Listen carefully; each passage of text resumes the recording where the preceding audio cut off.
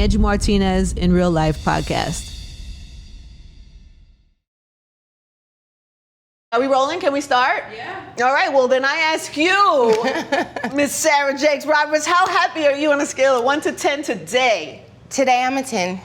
Today I'm a 10. Are you always a 10? No. I don't want to get deep so fast, but I don't always trust Let's happiness. just go right there. Let's go for it. I'm so excited about today. I don't always trust happiness, so it takes me a while to feel safe in happiness. But I will say today I'm really grateful for all of the things that I have put as seed into the ground. I'm beginning to see the harvest of it, and that brings me joy. I'm so excited. First of all, congratulations on this new book.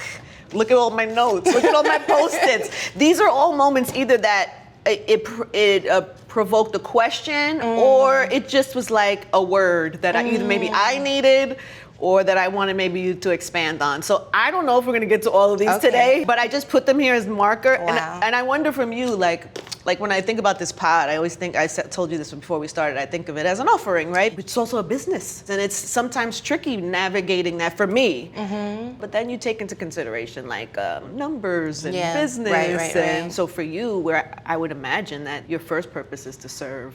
For sure. Serve God, right? Yeah. Mm-hmm. Does it get noisy under there? You know what I love that you did though with the themes when you first started is that's what I started doing with Woman Evolve. I wanted to seek God about what is Woman Evolve as a whole and like what do you want these women to know from me this year? What is it that I can tell them? And so one year God gave me the word hope. And so everything we did that year was surrounding hope. So I took the word hope and then we were like hope for your heartbreak, hope for your purpose, divided up in 12 months. Every podcast, every video that we produce all centered around hope with this specific emphasis. And so once I received that message from God about what it was supposed to be about, then I was able to filter our content and our vision all through that lens. So I actually like the idea of you like consulting God, praying, meditating, like what is it that's in me? Not what do they want, not what's going to do numbers, like what is in me that I can offer to them as a lesson that you've taught me? How can I serve them from the place where I have been filled? How do you stay so locked into that? Do you ever like feel off? Because sometimes I feel I'm in my bag and the world is going on right now. I'm like, I know I'm doing exactly what I'm supposed to be doing right now because it's just oozing out of me. And then sometimes you fight it, or you're not. Sometimes I don't all the way feel like I'm in my bag. Like, I'm searching for it. Do you always feel like you are in your pocket and in your purpose? In some way. In some way, even if it looks different than maybe what most people know. So like when I'm at home with my kids, like I'm in my bag. Like when me and my husband are kicking around and we're like playing and joking and then having deep conversations and growing together, that feels like my bag. It has been the most liberating thing for me to not feel like my power has to have one specific form. When I'm resting and I'm tired, when I'm having conflict that I need to address, like that feels like my bag. So I don't always feel like I'm in the same bag, but not to upset Erica Badu, I'm a bit of a bag lady. So it depends. Nobody wants to upset Erica Badu. Please don't. But I do think that depending on what stage of life I'm in, like I can't wait to be in my rest bag. Like when this season is over. In your rest bag? Oh yeah. What does that look like for my you? Sleeping bag. I want to go home. My sleeping bag. I want to go home and just be in my space, in my world, just walking around my house. That's, for me, I'm introverted, so being home helps to restore me and refuel me.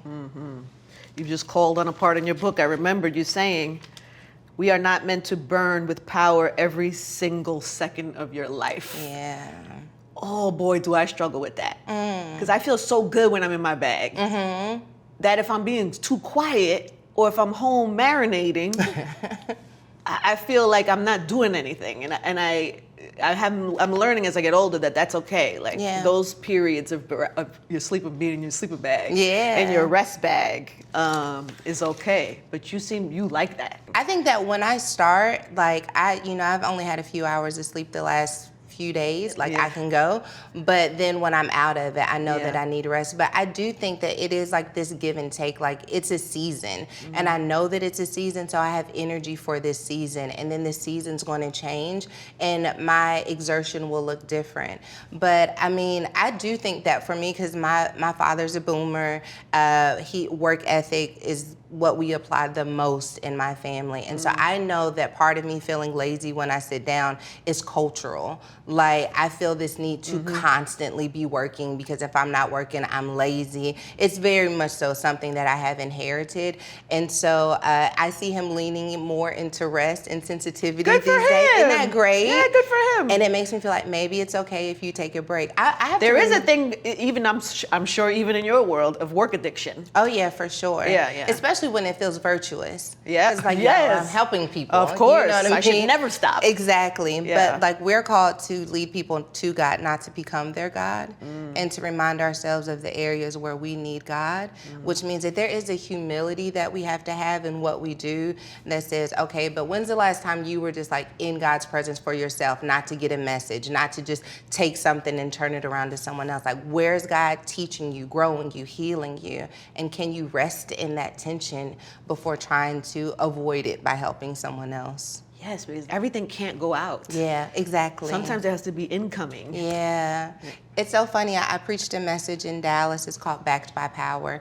And I talked about how there's a silent transition of power. And I use the analogy of like midterm elections and how people don't really engage, but then the things that we complain about have a lot to do with the midterm elections. Yeah. But that silent transition of power happens in our day-to-day lives as well, where silently we're given power into our hustle. Power is seeping into our need to constantly experience success, and little by little we end up losing ourselves because we allowed that to become more powerful than whatever our core values are supposed to be. That's why in the book I talk about like, what are your core values?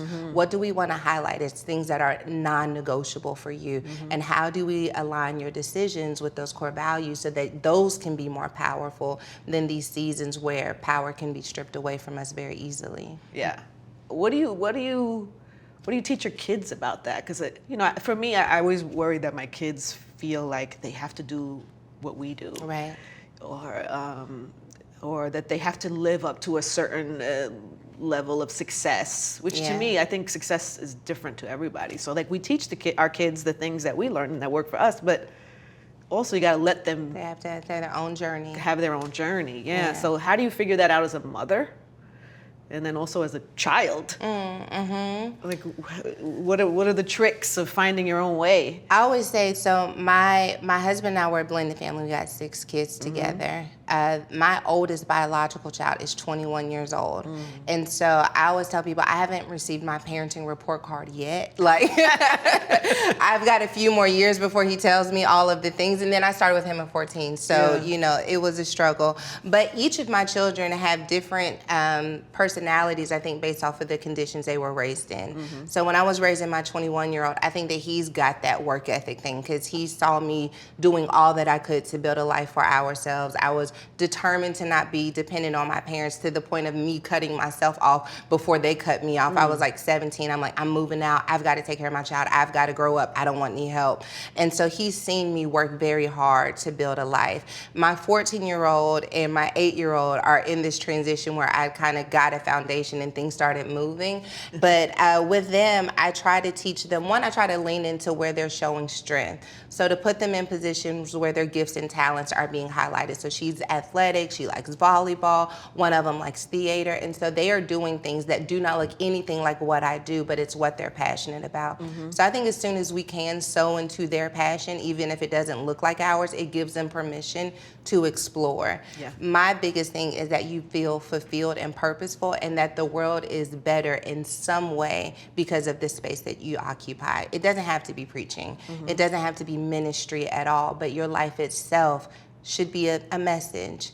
And so allowing that to take root means giving them space to explore, but also reminding them who they get to be at their core as a person of integrity and goodness and light and love in the world. What about the younger you, the kid you? Did you feel that growing up too, or The pressure to do what? Well, no, but you know, my story's a little different. So my sister, when we were graduating kindergarten, she's like, I'm 5 years old. When I grow up, I want to be a preacher. So she has known her whole life that she wanted to be in ministry. At 5 is crazy. At 5 years old. That's so cute. And I never really felt connected to church. I didn't really feel connected to faith.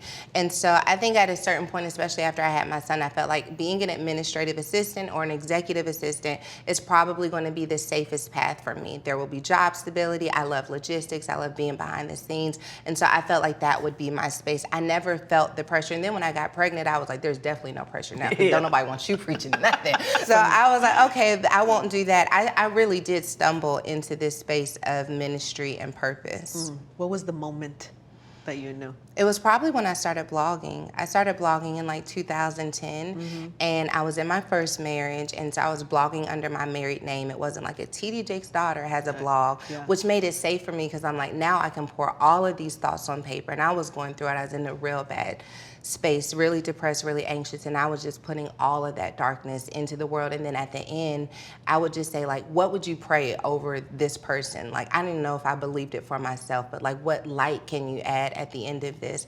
And when people started telling me that you just gave me words, I've been going through a dark time, you just gave me words, you just helped me, I feel seen, I don't feel like I'm in it by myself, I felt like, oh my gosh, this blog has the potential to be something that really helps people. And honest to God, I was like, in the blog, it's like, it'll just be a blog.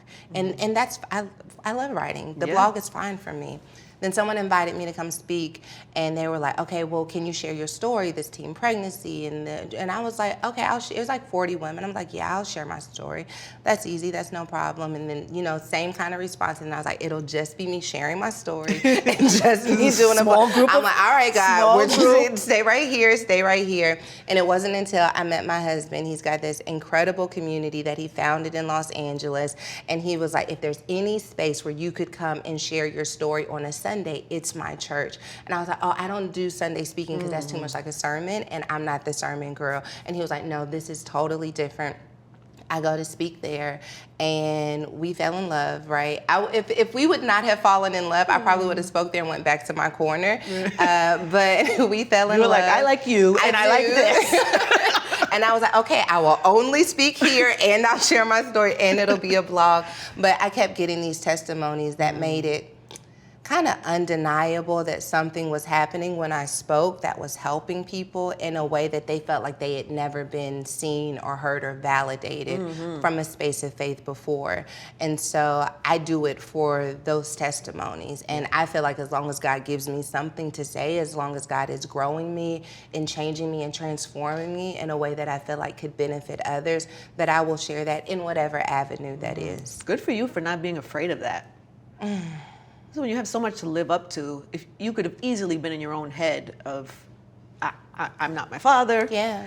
Or people gonna, just outside noise, expectations, opinions, and just noise. Right? I don't know if I was delusional, but sometimes that helps. Sometimes it knocks the edge off a little bit. But I just really felt like I'm so different from him. Like I am so different that I'm not even in his footsteps at all. Like this is completely different than what I experienced from him.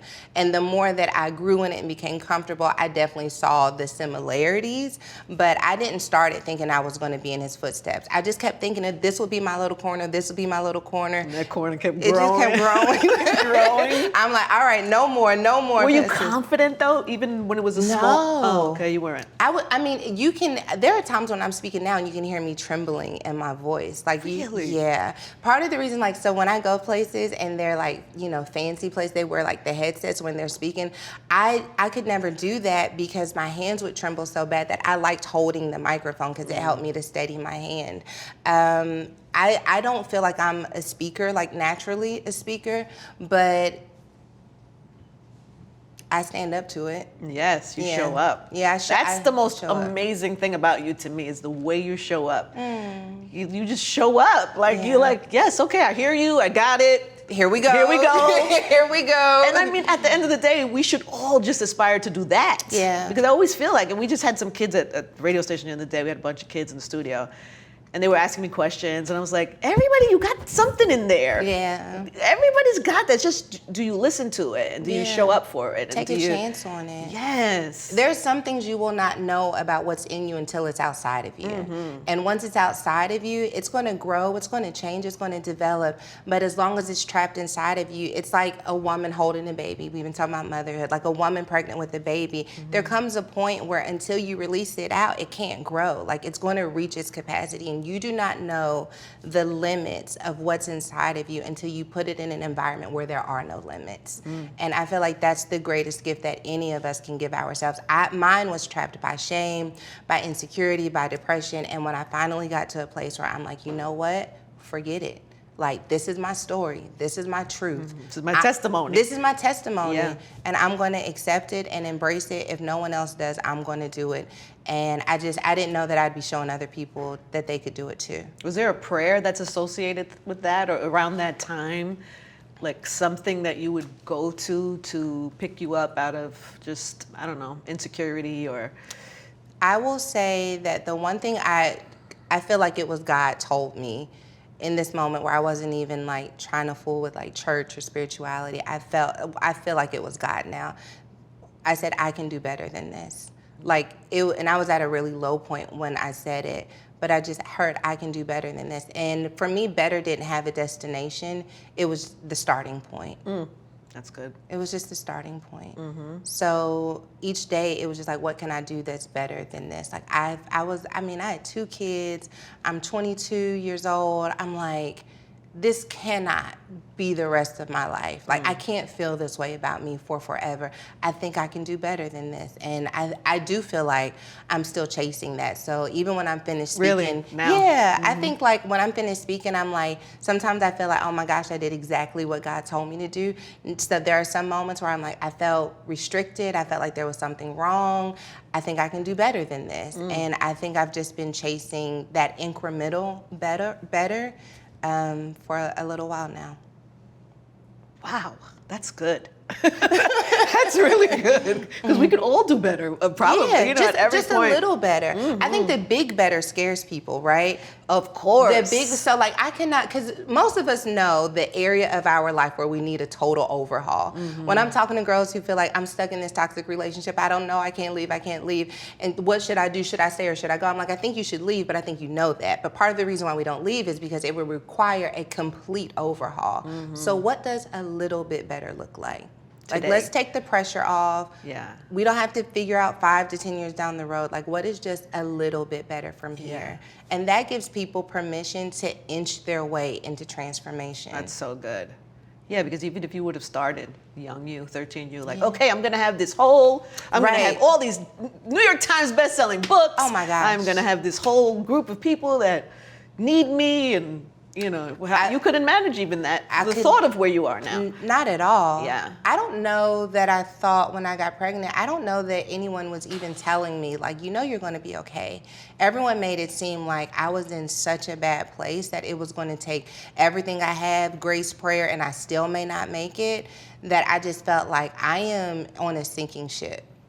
And it's so interesting to me, because you would think that the people, not just your family, just everybody surrounding you and your family would be of the notion of everybody has a testimony. You would think that you would be encouraged to say one day, this is right. One day could serve, your story could serve someone. No, I think that my parents were probably just completely just devastated. Like, what do you even do with a 13-year-old pregnant child? Like, what do you even do with it? And you're like on the cover of Time magazine as America's Next Preacher, and she's been having sex. Like, what do you even do with that? So I think that they were grappling with whatever that meant for them. And all I could perceive was their grief. And so now I'm getting a message. It's like, you have grieved this family. Your life has brought on grief. And so coming to a space. Poor little baby, 13-year-old baby. And that's sad. That's so young, my God. Sometimes because my daughter's 14 now, which has been traumatic, because I'm like, now I'm seeing her, what it means for somebody 14 to become a mother, and how much more responsibility that adds. My son, he's 21 now. I'm like, I had a 7-year-old at 21 years old. And I think I'm just now realizing how difficult that was. Yeah.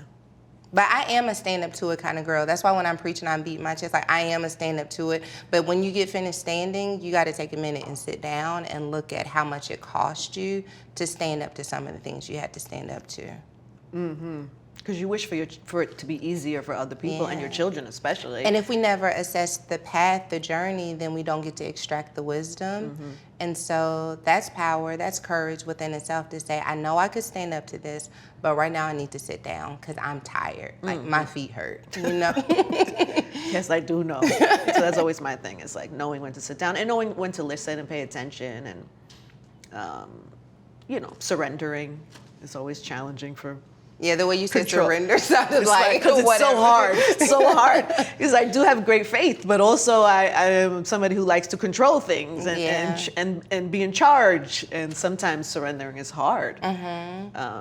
That's the other thing. Like, when being in charge has served you well, like, it's created a lot of opportunity in your life.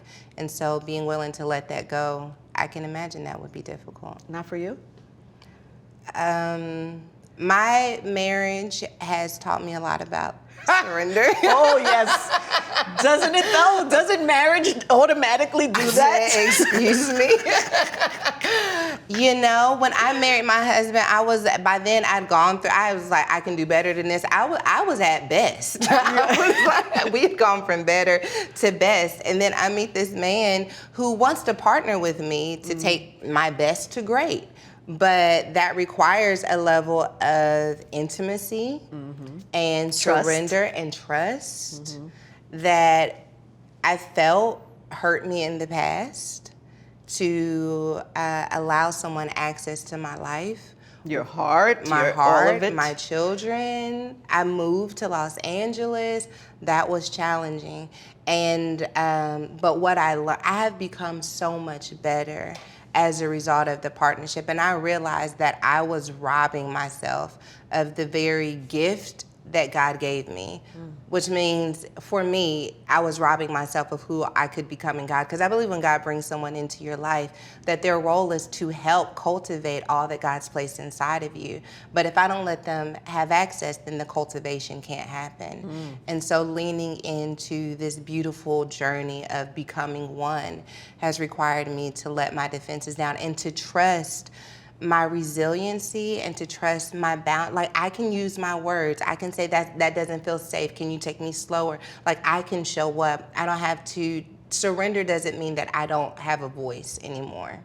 How do you know when to, how does a woman especially know when to do that? Because I think, especially young women, and just going into a new relationship or maybe coming out of heartbreak or coming out of a failed relationship, how do you know when? Because there's compromise that has to happen. Sure. There's some of your independence, even when you partner with somebody like that. How do you know when is that moment? I feel like I came to a crossroads where I realized that if I don't do this, I'm going to miss out on me, not just on him. Because I think a lot of times we're like, if I don't do it, I'm going to lose him. But I felt like my destiny was connected to his. Like, there was something about who he was. Like, when I fell in love with him, I literally told him, I love the way the world looks through your eyes. I love the way you think. I love the way you reconcile. I love the way you forgive. Like, I felt better because he was in the world. And I did not want my inability to trust to keep me from experiencing the vibrancy of what life looks like through his eyes. Because I felt like there was something about the way that he saw it that was going to make me change the way that I see it. And so I think if we think less about, oh my gosh, I'm going to lose this person, because then that has a scarcity mentality connected to it, and more abundance, like, who am I going to become in a form of abundance by being loved by you and by pouring my love into you.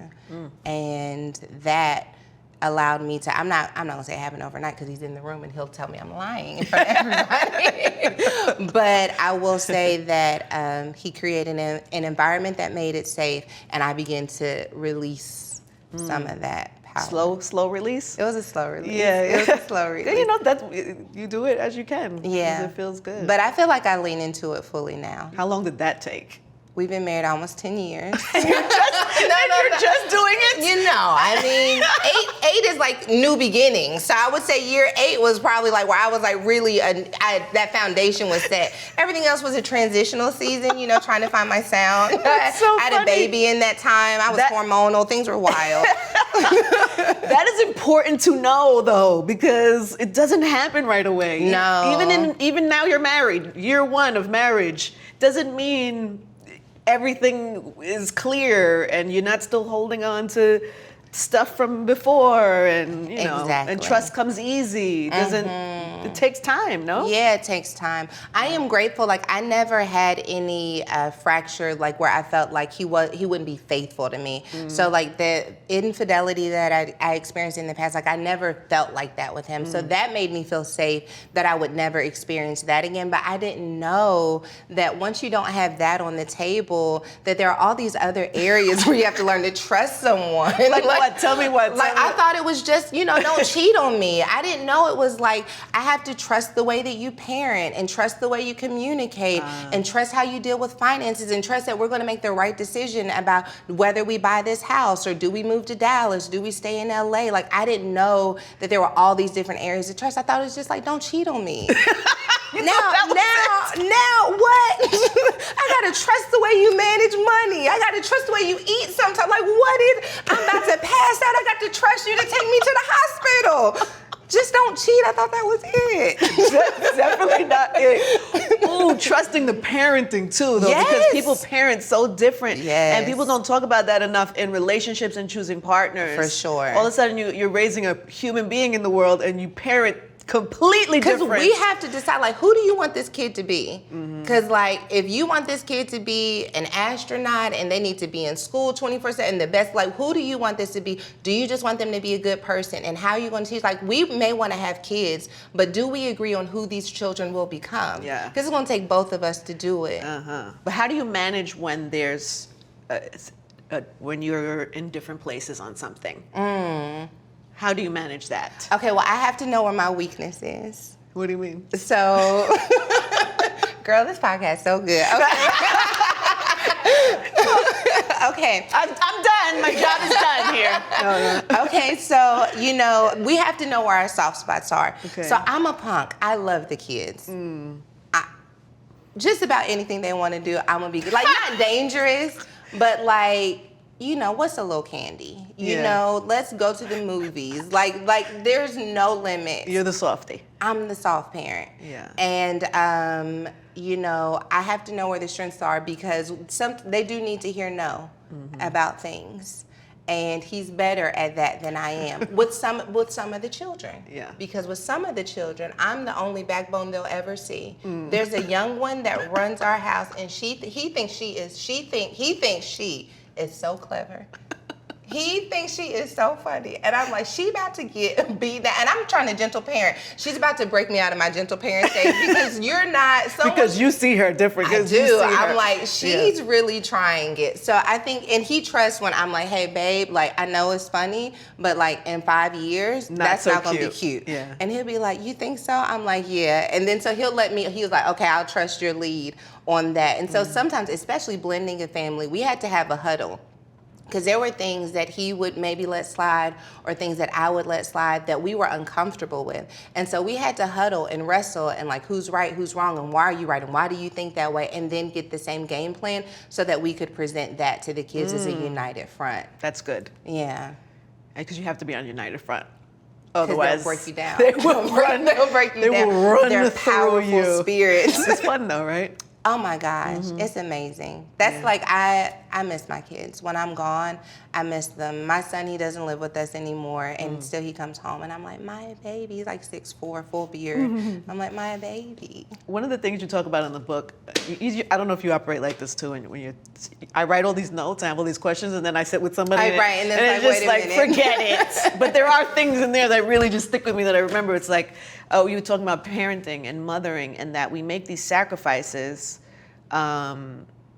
And sometimes you sacrifice so much, or you start not being truthful to who you are because you're like bending all the time, or you're not living in your truth because you say, oh, that's fine. Oh, okay, I'll do that. And then all of a sudden you're like a version of yourself that you have to now live up to. And I think mothers especially do that all the time. Like we don't ask for people to show up for us, even our kids. Like you talk about asking your kids to do things around the house. For sure. Because I'm tired. I'm tired. It costs a lot to be me. You know? And then I think it also helps them to understand what all goes into creating their world. Because when you're a kid, you have the luxury, you're not paying the bills, you're not doing a lot of the heavy lifting. And so allowing them to engage in what it takes to create this environment, I think is helpful for them in the long run, but especially for me, because I had this idea of motherhood that was like some sitcom, something on television. I'm like, I gotta cook, I gotta do the laundry, I have to do it needs to be finished by 6, and I also wanna be in purpose and I wanna work. And so I'm gonna do this. And you wanna be a good mom. I wanna be a good mom. Yes. I gotta pick them up, I gotta, bring them home from school. They gotta be an extracurricular activities. I had all these boxes, and I was starting to get really not just exhausted, but resentful because I was holding myself to a standard that literally I didn't even know where it got set from. And so to be able to ask myself, actually, like in the perfect world, what would you want to do? Like, are you really trying to cook breakfast, lunch, and dinner every single day? Like, does that seem... This is what you're asking yourself. Yeah. Like, especially when they were homeschooled, I mean, breakfast, lunch, and dinner every single day. And I realized that, like, it'll be okay if they figure out lunch on their own. Like, it'll be okay if we order in. It'll be okay if I get additional support. Allowing myself to no longer be living on this tightrope that was causing me to be resentful, I think it made me more enjoyable for them. Because to be that tightly wound up meant no, that's not fun for anybody. Like, is this my mother or boot camp? You know, because I'm like, you're messing up the image. Go bathe, go lotion up. And to be able to take a deep breath and to be in the room and be present with them has helped. Yeah, I think people do that, not just moms, but moms especially do that. But even friends, I have a girlfriend who's like everybody's always talking about, she's such a good friend. Yeah. I mean, okay, that's great. Good for you. Yeah. But if you're exhausted because you're giving to all of your friends who are like pulling at you all day, like, who does that really serve? You can't be happy in that. You gotta, at some point, you gotta create, you have to be good and full so you can give, for sure. This is just coming to me now, as we were talking about prayer before. I always, one of the things I admire is when people can pray well. Okay. You know, sometimes like I'm always like the house, so everybody comes to my house for Thanksgiving, Easter, and I have family members who pray really well. You know what I mean? When it's time for the prayer before we eat, I know that's the person that's the one who's gonna say the word, because everybody's gonna feel it. It's gonna be so good. I'm never that person. I never could do it. I never feel like I could do it as good as some of the members of the family. And I realize it's because I pray very quietly. I always have. Oh yeah. I always feel like my prayers, I feel them the most when it's like when I'm inside myself and it's quiet. I've never been an out loud prayer person. Yeah. So I wonder from you, is there a right way to pray, a wrong way to pray? Sincerity and authenticity is the only right way to pray.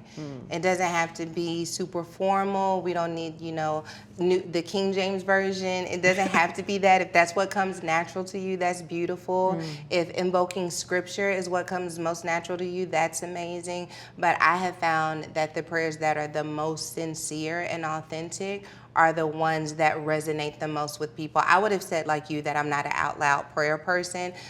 And here we are. That's weird. But even when I'm like praying before I speak, like I'm like, all right, God, you've gotten me in this. It's not formal. So I'm asking for, no fear, no nerves, no anxiety, just your presence flowing through me. Like that is my prayer before I speak. And I say that out loud in front of everyone because that's what's real for me. And I can't pretend to be someone I'm not just because someone's watching. And there are so many times throughout Scripture where there are these, miraculous moments that are about to take place. And we see Jesus praying, we see a prophet praying. And basically when they begin praying, what they're saying is like, we know what we got. Now we're about to show them what we have. And so to know that you have that relationship with God, that you do have that inward focus, but when you bring it out, you're just doing an outward expression of what's already happening within you. And allowing yourself to be free in that has helped me. It's helped me. Mm-hmm. Yeah, I don't know for me. I don't know if I'm ever gonna be there. You gotta try it. I just have to lean into it one Come on, day. right now, let's go. No, I can't. Not with you, I won't. That's too much pressure. Come on, right now, let's go. I'm waiting. Pressure. Whatever comes from your heart. Right now? Did I just take over your podcast? You Am did. I getting kicked out? No. My prayer is always, and from inside, I'll put it outside. Yeah. My prayer is always that I'm in my purpose. Yeah. That well, I don't know why that makes me emotional. Is that bad? No. I think See, that's why I don't pray out loud, because I always get emotional. Beautiful. You don't do that. You don't cry when you pray all the time. Maybe because I don't do it enough. My messages, I mean, you do, but not all the time. No, but I think what I feel from that is that you are so serious about making God proud, about being a reflection of light in a world that you know very well to be hard and dark. And so for your prayer to mean that much to you, that I just want to be aligned with who you want me to be in the earth. So good.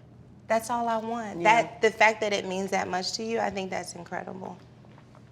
It does, and it's like, you're right, that's good. You're really good, by the way. I think that's true about me, but I think it's also hard in this world that we're in right now to be outward and to be vulnerable and to be, and to just use your voice out loud. Yeah. The way the world is set up right now for, especially the social media or opinions, we live in such an opinionated world right now that, sometimes it's challenging. I think what you said about wanting to be in purpose can't be contested. I think it's hard when you have a narrative or opinion that has the potential to be divisive or to add more noise in an already noisy world. But what I heard you say was light that anyone can experience. And a hunger that most people don't even know to have. Man, I'm just thinking about what all this world tells us to be hungry for. And the first thing that you pray for is, God, I just want to be in purpose. Not famous, not a legend, not this iconic person. Like even me with all of these accolades and all these achievements, if I'm not in purpose, it means nothing. Yeah. That is virtue that is worth multiplying. But isn't that, if we're being honest with ourselves, isn't that what we all kind of strive to? I don't think so. I think that our desires have been so contaminated by our trauma, by our generational lived experiences, that sometimes we just want to feel better by any means necessary. Sometimes we just want out. You know what I mean? Like sometimes we just don't want to be sad anymore. And all of those are legitimate for the seasons that we're in. But to get to a place where you're able to survive all of those phases and to say, I just want to be in purpose, whatever that looks like, whether it's fame or obscurity, whether it is having to be in the forefront when I'd rather be in the back. Like I don't love living my life out in front of people, but I told God I will do it authentically. If this is who you've called me to be, I'll do it even when it hurts. I'll do it even when I'm rejected. And I just got a message on the way over here. I had an event in Houston, and this woman was thanking me. She said, I was planning on committing suicide. I brought my 11-year-old daughter to the event because I didn't want to live anymore. And what you said, that environment that was created, made me want to live again. Like this just happened to me on the way over here. Wow. To get to that space, to be that aligned with God's purpose, that someone would say, I'm going to live another day, that makes me say I'll overcome whatever in order to get back to that place. That place tries to get hijacked from us. They try to say, you need to be rich, you need to be famous, you need to be sexy. At every turn, everything we see, everything we're surrounded by that all day, every day. Stay anchored there. Yeah. Always I try. When a boat's anchored, it sways. but it doesn't move. Yeah, So that's just good. remind yourself. That's really good. You're so anchored. Do you ever fall out of that? Do you ever have moments where you feel? Yeah, I mean, I'm human.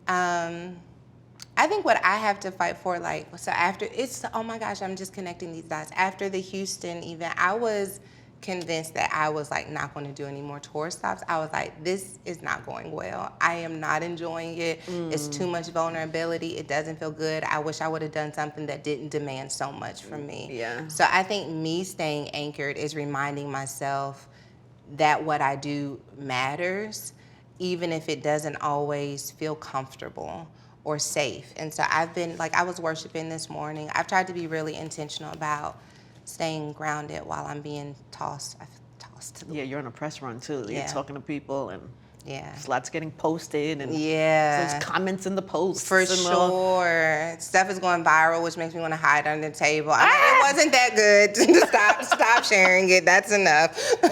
Really? People are usually the opposite. They're like, yes, it's viral. Because to Not me, you. like, it's just more exposure, which is more opportunity for you to become a target. And sometimes I feel more fragile than I actually am, but I like to mitigate any opportunity for negativity. And when you go viral, you just open yourself up to all of the things. I know. This is a battle anybody who lives a public life is dealing with right now. And I think, it's heightened by me having, like, experienced my teenage pregnancy in the context of a large church family and people talking about it. So anytime I'm like, people are talking about me and they aren't being nice, it's like, it brings up all of my stuff. Yeah. We talk about this age that we're in where everything we say is like looked at under a microscope.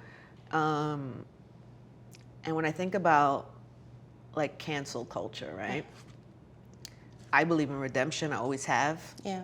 I'm pretty certain For sure. you do as well. What do you make of that in the real world?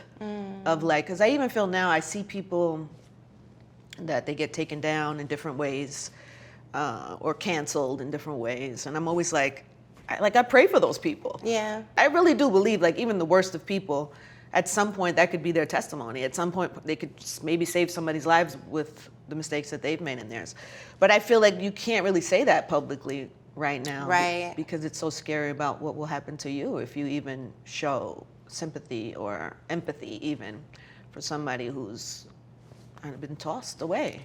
I think it's hard to have a conversation that nuanced on platforms that thrive off of sound bites. Yes, that's why I would never say a specific person to you. Exactly, right. I just mean in generally. No, but I think that's why it's hard, is that sometimes to have the type of conversation where we're talking about the ability for everyone to access redemption regardless of whether they did or did not do something requires a level of real connection and communication that you just don't get out of a social media post, which I think is sometimes there is wisdom in not saying something publicly because it's taken out of context and people don't read the whole thing. Like they read one sentence, they don't even read your whole thing. Of course. They read one sentence and log off and they're upset. Yeah. So that is a balancing act. But I do think that as it relates to cancel culture and what's taking place publicly, that there are some people who have proven that who they are publicly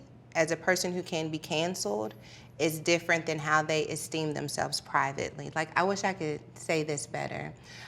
There was something that was going viral, and my family was involved about a year ago. And I was like, oh my gosh, like, is this what it feels like to like be canceled or to have people coming for you?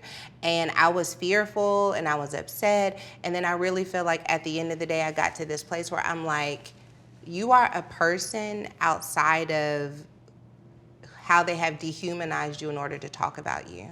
Which means that the worst thing that can happen to you in this instance is just them talking about you. Like your livelihood, your joy, the people who really know you outside of this are not in any way affected by what's taking place in this world and culture.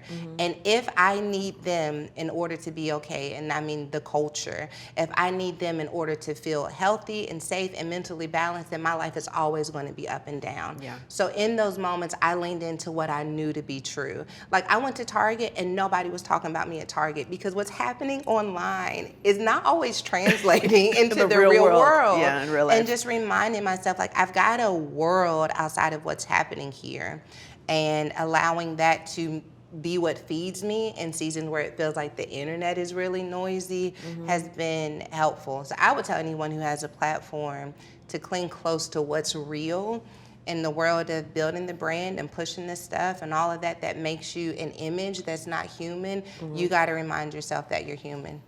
For sure. And I also think how we treat people. Everybody's so judgmental, such a judgmental world we're in right now. Yeah. And it's like sometimes, yes, that might seem terrible what somebody maybe did or didn't do, but you don't really know, and it's really their burden to live and their path to live. And I always, I believe in karma, and I think God takes care of things, and so I don't think we need to throw stones at everybody who does something that we deem terrible. That's why I started Woman Evolve, which is like, everything that I do is basically built from Woman Evolve, and it was based on Eve, because like Eve is a girl in the Bible that everyone skips over. They're like, okay, and to the next woman because she ate from the tree and gave it to Adam and messed it up for everybody. Yeah. And I'm like, she knew better but didn't do better, which I can relate to, and most of us can. And so if we can rescue Eve, maybe we can rescue the parts of us that we have a difficult time forgiving because we knew better but didn't do better. And so Woman Evolve is like my tribute to this woman who we have canceled, but yet is, the first living woman, if you are to believe, as I do. And if we can't embrace the first living woman and connect to her, then how do we take care of other women? So cancel culture been around a long time. You're right. Since literally the beginning. Okay, marinate. Yes. You talk about marinating. I am a marinator as you are a marinator. I heard you say that. Oh yes, my problem is I over marinate. You don't activate. No, I do activate, but Okay. sometimes I over marinate. Yes, yes, we should marinate. But then sometimes do you do it too much, or when do you know when to let something go and let it happen? Probably when the marinating has gone from being less about what it is I'm working on and more about how can I protect it from other people. So if I'm marinating about a specific project I want to work on, I marinate to make sure that it's fleshed out, the program goods, all of that. But then when I start marinating too much about like, well, how will people attack it? What will people think about it? That's when I've turned the marination into me trying to figure out how will people judge what God's given me to release into the earth. And there comes a point where I realize that me trying to live up to their standard keeps me from living up to God's. So I release it, and with the humility that says, hey, maybe I did do something wrong, maybe I did miss something, but I'll learn, I'll grow, I'll apologize, and I'll do differently next time. But if I keep this in me for any longer, it's going to spoil, which is what I put in that chapter. You marinated too long, and now the chicken is bad. Don't let the chicken go bad, people. Because really that applies to so many things in life. You could be marinating how to handle a situation with your child. Yeah. Oh, my kid, whatever, and I don't want to jump on it. Let me think about how I want to deal with this. And you could think so long that you're on to the next thing and never address it. Never address it. Or you marinate, and maybe you do make a bad call, and you're like, you have to say, I think I made a bad call with that. Why don't we do X, Y, and Z? I apologize. I think what you suggested was different. Like, we have to be willing to say that what I release initially is not going to be the final product. And I'm okay modifying, learning, and growing as it changes and develops. And apologizing. Apologizing is a very challenging thing for some people. Yes, it is. But are you good at it? I have gotten better at it. Okay. It takes us off the hook, though, when we own the fact that, like, I'm gonna mess up. That's one of the chapters in the book, is know your harm. Because I know a lot of us like to think that we are out here only being the victim, but some of us have been villains as well. No, everyone everyone has been a the villain. And, we gotta own that, too. This prayer that you said here, Lord, help me to navigate this meeting without being frustrated. Lord, give me the wisdom to know how to navigate my husband's vulnerability. You're asking for what you need. Yeah. And it made me think about prayer and maybe somebody who's not used to praying, or somebody who's not connected to faith so much. Sure. Or even a non-believer. Yeah. Do you think that prayer is useful to all of those people? I do. Yeah. Yeah. When I first started praying, I think my prayers were very much so like, shoulder shrug, here we go. You know what I mean? Let's try it. So, hey, God, here's the thing. I've heard about you. You've probably heard about me because I've been outside. And I'm, if you're real and if you see me and if you care about what's happening in my world, can you just give me a sign? Yeah. And then to go out and be open to just like, I think you may have done something today, like continuing the conversation. And that helped me a lot. But I think it's useful for everyone. Yeah, I guess I was saying that also because even as outside of your relationship with God and the immediate conversation that you're having with him, you're also forcing yourself to look at yourself. For sure. Because when you're talking to God, you're asking for things that are in you, inside of you. Yeah. So you're giving yourself an opportunity to just get in touch with inside of you. For sure. So even if you approach prayer and you're not all the way comfortable in your faith yet, even if you just approach prayer as a point to connect to the inside of you, I think that can serve you just at that basic level. Yeah, I think it's a good starting point to be able to figure out what all is in me to begin with. And then to allow that to see that as a part of your prayer in initial stages, I think is great. For me, because of my faith, I just feel that there is an incredible opportunity for me to co-create my life with the creator of all things. And so for me, prayer is an opportunity to say, this is what I'm working with. This is what I bring to the table. This is what I would like you to bring. But because you are co-creator, if you have something in mind, can you help me to see the value in you not doing what I asked you to do? Because I did think that it would have been better if we didn't have the plot twist. But since you've got it in here, help me to reconcile this and to trust wherever this scene is going to end. Help me to stay in it. Many people want to be used by God, but not enough people want to be prepared. Yeah. We have to learn to almost enjoy being prepared, right? For sure. If we don't, because the actual doing part is short in comparison to the preparation part. But everyone's like, what's my purpose? What's my purpose? What's my purpose? Instead, we should be asking, like, am I prepared for whatever my purpose is going to be? What type of character do I need to have? What type of integrity? What type of friendship circles do I need to have or not have? Am I prepared for my purpose? And what does that preparation look like? For me, I feel like preparation starts with you doing the thing that you know you shouldn't be doing. Like, let's stop doing those things. Let's figure out why am I pulled to them? What do I need to exchange in this place? And that begins to position us. What do you pray for most in real life? My number one prayer is probably that I won't miss my life.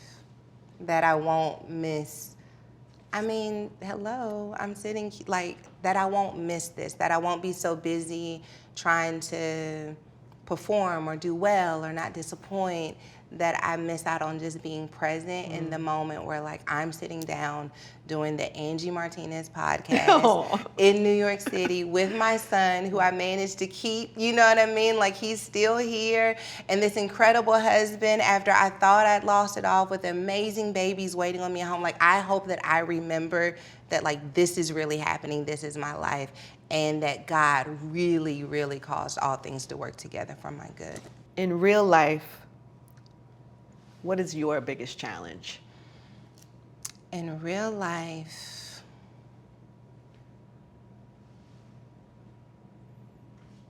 I want to answer honestly. It's not that I don't have any challenges.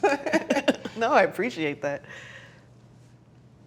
In real life, my biggest challenge is accepting that this unique lane God's given me doesn't dead end quickly. So I think because I never meant to be in ministry, I didn't think that this would be my purpose. I think sometimes I struggle in, like, really feeling like this is my lane and not just a season. And so I want to live like this is where I'm supposed to be, and to really accept that and embrace it so that I can plan like I'm going to be here. Yes, this is your bag. You're so good at it. I don't even know what that means. I don't even know, you know what I mean? What like, do you mean? I don't know what that means. I don't know what that means. Yes, you do. I don't know what that means. Do you think you will? I hope so. I hope. I mean, I don't know if I need to know or if I just need to accept that something is happening that I don't fully understand, but to trust it and lean into it. But I don't. In real life, what do you like most about yourself? That I am a strong man on the inside. Like, if you want to move this table, I will take my shoes off. We could do it right now. I will take it apart. We could do the TVs. Like, I will hang something. It irritates my husband so bad. He'll be like, I'll do that when I get home. He will come home. I will have the hammer, like, trying to do something myself. I'm a strong man. That's funny. That's the first thing that you thought I of. know, that's weird. That's really funny. What do you hope that people learn from you? I hope that people learn that being yourself will take you further than trying to pretend to be someone else. Thank you for that. Thank you for today. I'm grateful. You made me cry today. You did that. I hate I did. Do that. But the fact that you're acting like you boo-hooed and all we got was a little bit of water on the water line. That's a lot for me. She's like, I needed a good cry. But do you see how hard I fight? Do you see how hard I try not to? I hate it. I feel like we probably could have got one that actually. No, if you would have pushed, you would have got full water. I left it alone. Thank you. I was on edge. It would have got like. Well, everybody, you shut up, Brittany. I be right in the same boat with you, so I'll be Going on with it. yeah, I be right there. This is Sarah Jakes Roberts in real life.